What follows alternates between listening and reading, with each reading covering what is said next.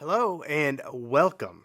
If you've been following these recordings, you probably already know who we are. I'm Heath Jones, the pastor of Northwood Christian Church here in Indianapolis, Indiana. But what you may not know is how you can get involved in our ministries or in our work in the community of Indianapolis. So if you're wanting to know more, you may, of course, contact me. My email is heath@indyncc.org. That's HEATH at indyncc.org. Or if you'd like, you should check us out on Facebook by typing in Northwood Christian Church along with Indianapolis so that you find the right one. But probably the best way is to check out our website, www.indyncc.org. That's www.indyncc.org. And I have put a link to our website along with a link to our donations page below in the description of this video. But for now, let's turn to our gospel reading for today, which is found in the Gospel of Luke, chapter 6, and we'll be going over verses 39 through 49, and it goes. He also told them a parable. Can a blind person guide a blind person? Will not both fall into a pit? A disciple is not above the teacher, but everyone who is fully qualified will be like the teacher. Why do you see the speck in your neighbor's eye, but do not notice the log in your own eye? Or how can you say to your neighbor, "Friend, let me take out the speck in your eye," when you yourself do not see the log in your own eye? You hypocrite! First, take the log out of your own eye, and then you will see clearly to take the speck out of your neighbor's eye. No good tree bears bad fruit, nor again does a bad tree bear good fruit, for each tree is known by its fruit. Figs are not gathered from thorns, nor are grapes picked from a bramble bush. The good person, out of the good treasure of the heart, produces good. And the evil person, out of evil treasure, produces evil. For it is out of the abundance of the heart that the mouth speaks. Why do you call me Lord, Lord, and do not do what I tell you? I will show you what someone is like who comes to me, hears my words, and acts on them. That one is like a man building a house who dug deeply and laid the foundation on rock. When a flood arose, the river burst against that house, but could not shake it, because it had been well built. But the one who hears and does not act is like a man who built a house on the ground without a foundation. When the river burst against it, immediately it fell, and great was the ruin of that house. Today's reading begins, and he told them a parable. But really, there are three parables here, interlocked and related. So I've put together this talk in a format that is unusual for me. It's almost a three-part sermon, which I don't usually preach. But either way, here is a message in three parts. First, part 1, seeing. Jesus begins with two rhetorical questions in parables all tied together. Can a blind person guide a blind person? Will not both fall into a pit? Verse 39. Jesus is speaking of spiritual blindness, of course, and here is a fit metaphor for this season of Epiphany. During this time, we are meant to engage with stories from the Bible that open our eyes to the ways and works of God in the world. And along with this season of Epiphany comes the assumption that before we met Jesus, we did not see the world around us correctly. Now, in the words of the hymn Amazing Grace, we see differently. Once I was lost, but now I'm found, was blind, but now I see. But what do we see? And here's where it gets difficult. We see a world turned upside down by the lens of the gospel. At least we try to see it. We're trying to come to see that the poor really are blessed at the arrival of our Savior. We're trying to see that the meek do inherit the earth. We're trying to see against all seeming common sense that peacemakers win the war, but it's hard. And last week we grappled with some of the more difficult teachings. We were challenged to turn the other cheek when someone strikes us, to forgive our enemies, and to pray for those who persecute us. Jesus even said in last week's text, just before these words we read today, that we should give our shirt to the ones who would steal our coats. This cannot be. This is nonsense. Or to paraphrase the title of last week's message, who could possibly live like this? Impossible, many think. So, we try and tame the message to remove the splinter we assume must be caught in Jesus' eye. He couldn't possibly see things correctly. Things can't possibly be this way. If only Jesus saw a little clearer, then he'd say more sensible things. So we try to remove the speck from Jesus' eye by taming his words. But who sees clearest, says Jesus in this parable, the disciple or the teacher? And of course the teacher, Jesus, in fact. There is something Jesus sees about the ways of God and God's creation that we struggle to see. So the teaching is turned back on us. Don't try to remove the alleged speck from Jesus' eye. It isn't there. He sees just fine. The problem is in our own eyes. We should begin to address the logs in our own eyes. Time with Jesus should do the trick. Trust Jesus' way, Jesus' message, and the words of the one that we disciples have chosen to follow. We should resist the temptation to correct Jesus' vision or to shoehorn it into our own presumptions. If you really believe in him, then you will trust in his words and receive them as wisdom. Our spiritual eyes will grow stronger in time. In the meantime, follow. Forgive others.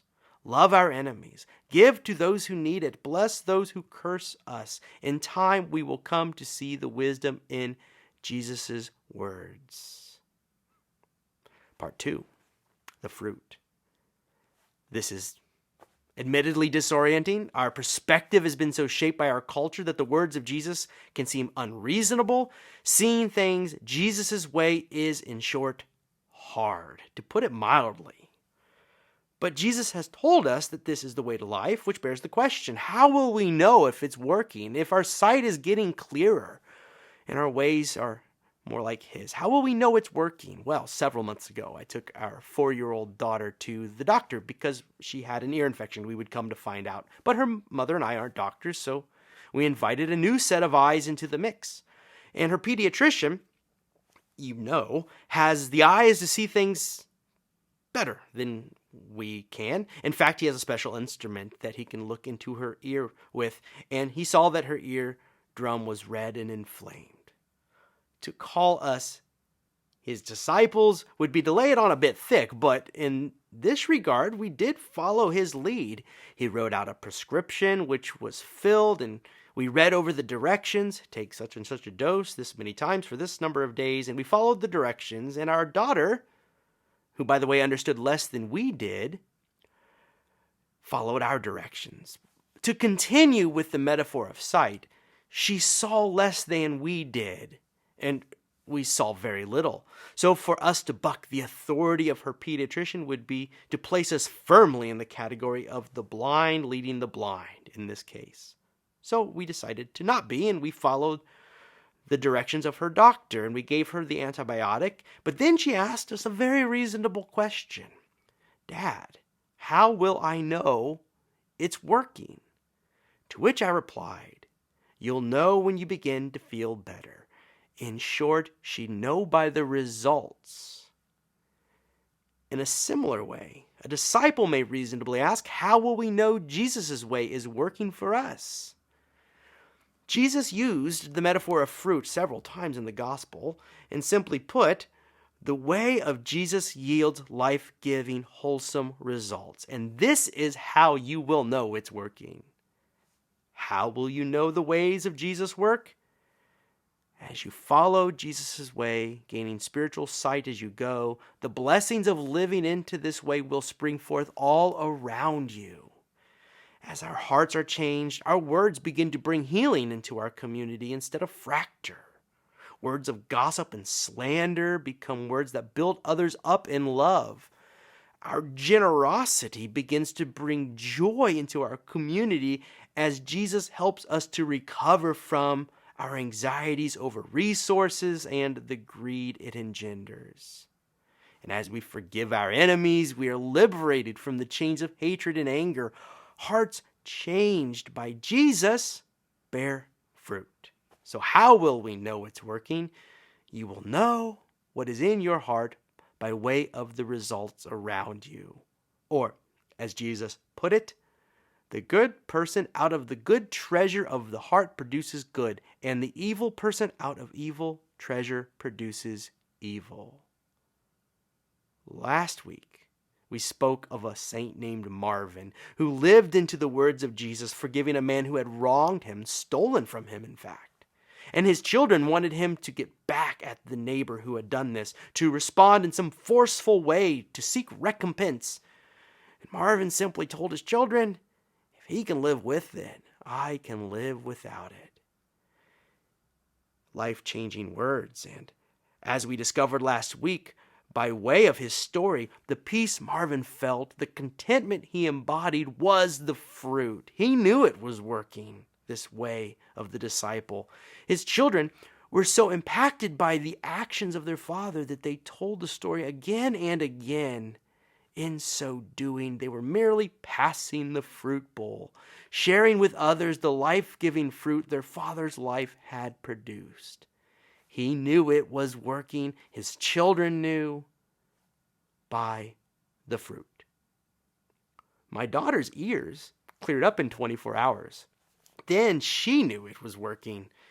As for the disciples, it would take time and experience, and trial and error.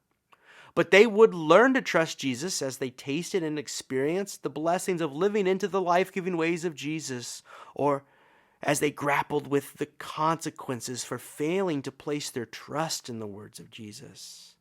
And they would bear much fruit in time. But enough about them. How are things with you? Is it working? And these are questions that we must ask ourselves. And Ash Wednesday is just around the corner. Perhaps now is the time to examine the fruit our hearts and actions have produced. But moving on to part 3, the foundation. Jesus prefaces this third parable he tells in the following words. Why do you call me Lord, Lord, and do not do what I tell you? It's as much to say, why call yourself a disciple if you will not heed the teacher's words? How if I told you that I was a devotee of Jenny Craig's diet? But as you came to know me, you discovered that I didn't take any of the program's instructions seriously at all. Sure, I attended seminars, I watched instructional videos, I even tried to persuade others to sign up to the program, all the while stuffing my face with cotton candy and pork rinds. All day, every day. You wouldn't be able to ignore the disconnect between my professed devotion to Jenny Craig and my actions. And this is how it may be with many Christians. We may attend meetings, we may listen to sermons, we may even invite others into the church, but what good is any of it if we will not take seriously Jesus' teachings and put them into action, even the challenging ones like we've been considering along the way? I think I understand why we struggle to live into Jesus' teaching. After all, so many of his values and priorities conflict with the values and priorities and assumptions of our own time. What role has forgiveness, for instance, in an age of mass incarceration and retributive punishment? What good is Jesus' advice to the rich ruler to give away his riches to the poor in an age of rampant consumerism and materialism? If I really do turn the other cheek when someone strikes me, what will become of me? Will I be safe? Will I be okay? And so we cling to our old foundational principles, believing this ground to be more steady, more certain, more sure, safer. After all, we all need to find solid ground. We need foundational principles and perspectives to ground us. Otherwise, we drift. And in an age of cultural drift, many feel disoriented. Join the club. So here we are, clinging to the driftwood, clinging to old ways of doing things, familiar economic models, old tribal labels, various philosophical frameworks. So many pieces of cultural driftwood in a culture of flux. This parable of Jesus rings true. The waters do come, have come, and in force. The question remains for us, what will be left when the waters recede? And according to the parable, it depends. For those who place their trust in the gospel of Jesus, says Jesus, that one is like a one building a house who dug deeply and laid the foundation on rock. When the flood arose, the river burst against that house, but could not shake it because it had been well built. Verse 48. But here Jesus was tapping into a metaphor already centuries old, one used time and again in the Hebrew Bible to describe what it is like to place our trust in the ways and wisdom of God, however fierce the chaotic waters may be. For example, the Lord is my rock, my fortress, and my deliverer, my God, my rock in whom I take refuge, my shield, and the horn of my salvation, my stronghold. That's Psalm chapter 18, verse 2. But also consider Isaiah 44, verse 8, which reads, "Do not fear or be afraid. Have I not told you from old and declared it? You are my witnesses. Is there any God besides me? There is no other rock. I know not one." And there are literally dozens of similar passages I could pick from. Here in the parable of these two men building houses, one on a sound foundation, the other on no foundation, this parable is but one of several places where the rock mentioned before in the Hebrew scriptures is said to be Jesus. His ways, his wisdom, his words, his actions as he embodies God's ways, words, and actions. He is the disciples' foundation, our foundation. He gives us our foundational principles. Jesus claims that the foundational cultural assumptions that run counter to the gospel of Jesus are transient. They cannot, will not hold. They crumble as fast as any societal collapse. We've seen this at various moments in our history. When terrorists attack, we learn that at the final analysis, the war machine does not protect us. When our financial systems implode, like during the Great Depression or during the 2008 housing bubble collapse, we learn that in the final analysis, moth and rust do destroy. Nothing gold can stay. But the life Jesus leads us to is ours forever. The realm of God is eternal. The love that builds up lives and restores communities lays a foundation that cannot be shaken. For God is laying that foundation. The gospel of Jesus Christ provides us the cornerstone for a firmer foundation than any other we could have laid. So, trust in God, our rock, and in the words of God's Son and servant, Jesus Christ. Conclusion.